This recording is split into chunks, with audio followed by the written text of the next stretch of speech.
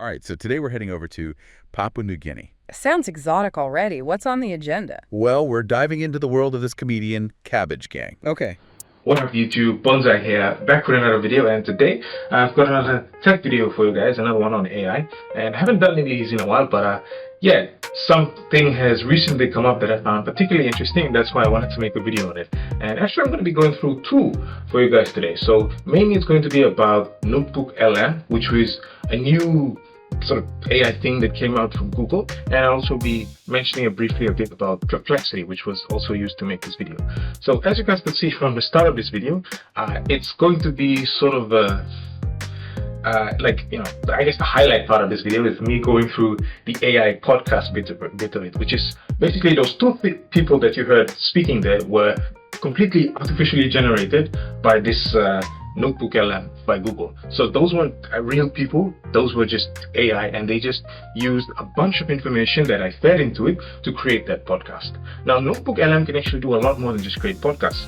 What it really is at the end of the day is sort of like ChatGPT, but imagine being able to stuff it full of lots of notes and stuff. So I have here, for example, lectures from one of the courses that I'm taking, and I just dumped them all in there, and to study for a test I decided to ask it to create sort of like a little quiz, right, of questions that might pop up, and then it just wrote the quiz questions there, and then the answers based on the materials from the lecture. So that's something that you could do, like to help you with school, or if you're like working in business and you want to summarize some data and you have a lot of information, you can't like upload too many docs into ChatGPT unless you pay for it, right? But this is free, and you can upload a lot of documents, as you can see, and then like create notes out of it. It has an up to 1 million token context window, which is pretty darn huge. That's like 8 or 9 times ChatGPT right now. Over 30,000 lines of code, 700,000 words. And one of the nice features that it has, as someone who enjoys a lot of podcasts myself,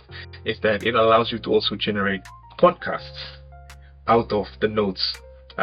So from this notebook guide here, you click that and it comes up, and you can see here, right now this podcast bit is already on, but let's see here. Oh, this one's already been generated. But if there's nothing generated, you can click here and it will generate the podcast, and then yeah, you can observe that. So in the making of this video, there's also another tool that I use. So I decided to, you know, just for interest's sake, you know, obviously you guys are not going to be interested in hearing in a podcast about database and design management. So I had to pick something that, you know, I could present that you guys would find somewhat interesting. And I originally wanted to do it on Sir Michael Somare, who is like the founding father of Papua New Guinea, but it felt a bit weird speaking of like hearing these two AI talk about Grand Chief, and he's like already passed away and everything. So I decided not to do that. And then I was thinking, what am I gonna do that's sort of a public figure in Papua New Guinea? Because I wanted to do it on Papua New Guinea, being the patriot that I am, and like, you know, for whatever reason, Facebook decided to start recommending KabbageGang's content to me, and I was using Facebook at the time, and so that's how I wound up settling on KabbageGang, even though I'm not someone who personally watches his content. So what I did was a bunch of my friends in a WhatsApp group were also talking about him, so I got a transcript from that from a chat that some friends of mine had in WhatsApp, copied it here. I've changed the names and everything. Then I've asked a bunch of my friends to give their opinion on him. And then after that, I went on to, just because I wanted some like research information, but I didn't want to do the research myself.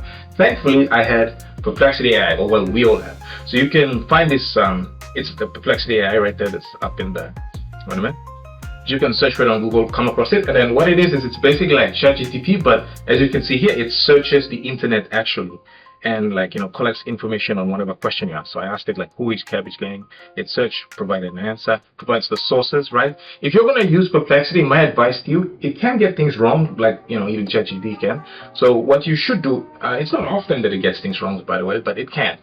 So what's probably the best way to use it is you search for something and then you look at the actual sources themselves, because it's really good. It's better than like Google, which just looks for like key terms and stuff and tries to match it with articles. That Google doesn't actually understand the context of what you're searching for.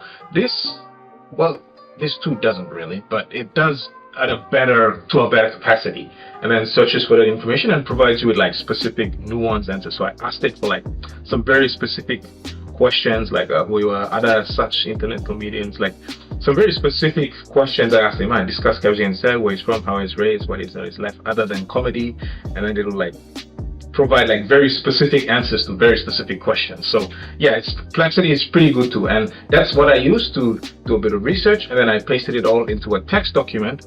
For whatever reason, Perplexity doesn't accept Word. I don't know, I guess Google and Microsoft may not be friends. So you have to paste it into like a PDF format or a text document like I've done here, and then you can use it. So once that's in, you load it up, it all appears here, and then you can type whatever questions you want down here, or if you want to have a little fun, you can make a podcast out of it. So I have not listened to the podcast that it made on KabbageGang myself, so this will be sort of like a live reaction of you watching me watch this and also reacting to it yourself. So we'll watch this together and see how it goes. Okay. All right, so today we're heading over to Papua New Guinea. Sounds exotic already. What's on the agenda? Well, we're diving into the world of this comedian, KabbageGang. Okay. I've seen that name pop up a few times, usually attached to some pretty strong opinions. Exactly. And that's what makes this deep dive so interesting. So, lay it on me. What's got everyone fired up? You sent over a whole bunch of stuff like social media comments, some deeper analysis pieces, even... Oh, let me guess. An AI tried to weigh in on whether he's funny or not. Spot on. But it seems like you want to get beyond just the is he funny question and figure out like what his work says about PNG right now. Absolutely. Context is key with comedy, right? What might be hilarious to someone in one place at one time can fall completely flat somewhere else. 100%. So, to kick things off, let's go straight to the source, people actually living in PNG. I got this collection of PNG opinions right here, and let me tell you, it's a mixed bag. Oh, I bet. You've got this comedian blowing up online. People probably have a lot to say. They really do. Okay, so we've got Fangirl Zero, clearly a diehard fan, says he's giving a voice to frustrations people are afraid to express out loud. Interesting. That idea of humor as a pressure valve, a way to address sensitive issues indirectly. Right, and then there's Sal's businessman who's like, dude, I get enough of PNG's problems in real life, just make me laugh. Yeah. Talk about a different perspective. Makes you wonder what kind of pressure people are feeling if they're craving pure escapism like that. And then we've got folks like Random Arc, scrolled through some TikToks, chuckled a bit, but not super invested. And Mother of a Highlander, who's all about it being good entertainment, but with a dash of truth sprinkled in. It's that dash of truth that can be so powerful, though. It can spark important conversations or backfire completely if it's not handled well. Totally. And then there's PNG in a foreign land, who actually unfollowed KabbageGang, worried about, get this, outside influence. That's an interesting angle. I wonder what prompted that concern.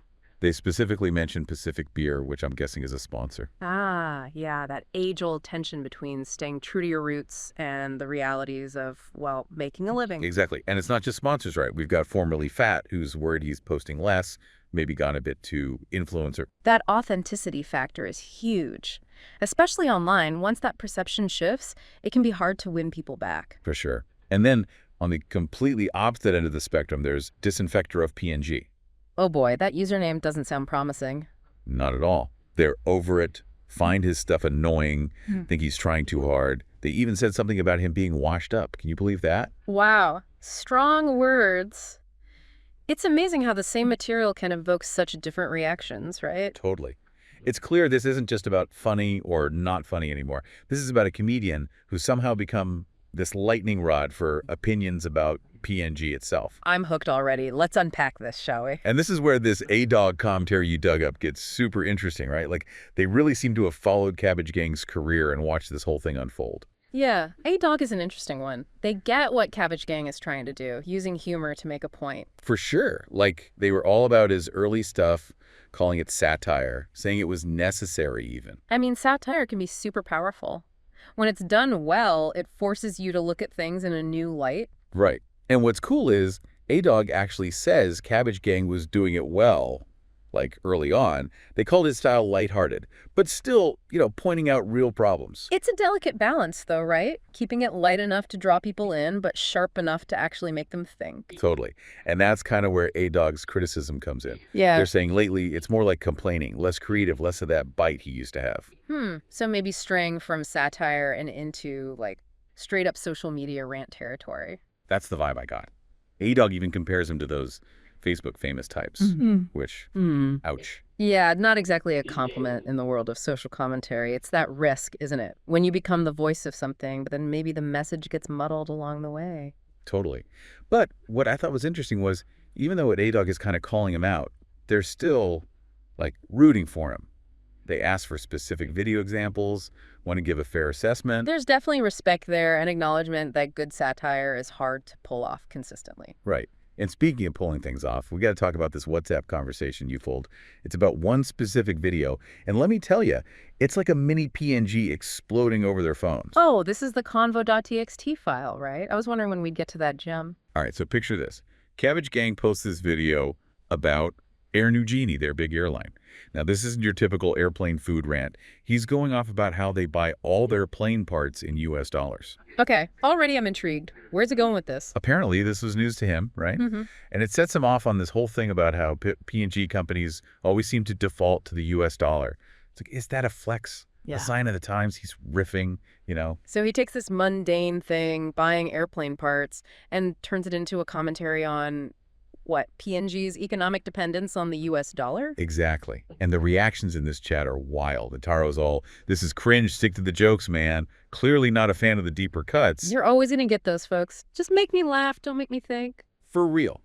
And remember, disinfector of PNG. They're back and even less impressed this time, calling KabbageGang a smartass and even threatening violence. Wow, okay, going straight to DEFCON 1 over airplane parts. There's clearly something else simmering beneath the surface there. Right. And then on the complete flip side, you've got Officer Sepik, who is living for this video, calling him king with a bunch of muscle emojis. The diehards, they're ride or die no matter what direction the comedy takes. Exactly. And then you've got King Croc, who sees it as raising awareness, even calling out the others for being, quote, narrow-minded. Fascinating. This one video, right? This one joke about currency has sparked this whole debate about economics, national identity, even personal responsibility. It's wild, right? Like this whole US dollar thing spiraled into this debate about national pride and who knows what else. Never thought airplane parts could be so controversial. It's that unexpected entry point, right? He's tapped into something real, even if it started with something as simple as currency. And, you know, it made me think about what A-Dog was saying about outside influence. Like, imagine if on top of this US dollar stuff, KabbageGang is out here sponsored by, say, Budweiser or something. Right. Suddenly that critique of relying on foreign entities hits a little different when you're, well, potentially benefiting from it yourself. Exactly. And it's like, where do you draw the line? Which brings us to this AI analysis you dug up. It's almost funny, right? We got all these passionate opinions, and then this AI steps in with its cold, hard data. Let's hear it. AI can be surprisingly insightful sometimes, even if it lacks that human touch. Totally. So this AI, which you've labeled who.txt for simplicity's sake, it describes KabbageGang as just for laughs, which, I mean, I get it based on some of those comments. Yeah, surface level, maybe that tracks, but we've seen how much deeper this whole thing goes. Exactly. But then the AI throws in this curveball. It mentions KabbageGang was part of some government meeting about, get this, self-regulation for influencers. Whoa, hold on. Our comedian is rubbing shoulders with policymakers now. That's a whole new level of influence. Right. It's like he stumbled into this role almost accidentally, but now people are taking notice. And the AI even calls this political comedy controversial, which, duh. Well, we've established that much. But it's interesting. The AI picks up on both the positive, like giving a voice to the people, and the potential for it to trivialize serious stuff. Totally. Yeah. And it's like, who gets to decide where he falls on that spectrum? The government, his fans, each person watching his videos. That's the question, isn't it? And it's bigger than just one comedian in Papua New Guinea. It's about whose voices we choose to elevate, who benefits from our attention in this crazy online world. Like, this all started with us wondering, is this guy funny? And now we're down this rabbit hole of economics, politics, and the power of a good laugh. And that's the beauty of a good deep dive, right? You never know where it's going to lead. For sure. So next time you're scrolling through those TikToks, remember KabbageGang and that tightrope walk he's doing, trying to make them laugh, while also maybe, just maybe, changing the world one joke at a time. Wow. Yeah. I'm gonna finish right now. I don't want the drama. Okay, I don't want drama. This is supposed to be a tech video. Yeah. At the end of the day, as far as like in case you guys are wondering if I decided how the text will go or anything, no, I didn't. I just dropped it in here, and then the thing itself decides how it's gonna make the information and present it back words to you. But yeah, I hope you guys, I think I'm gonna end the video here. There's not much else to say. I've already showed you guys how to use it, where you can find a NoteBookLM. Search on Google if you want to find it. And yeah, like I said, if you want to look up information and stuff, Perplexity is a pretty good search engine that uses AI to sort through the information. So yeah, thanks very much for watching this video.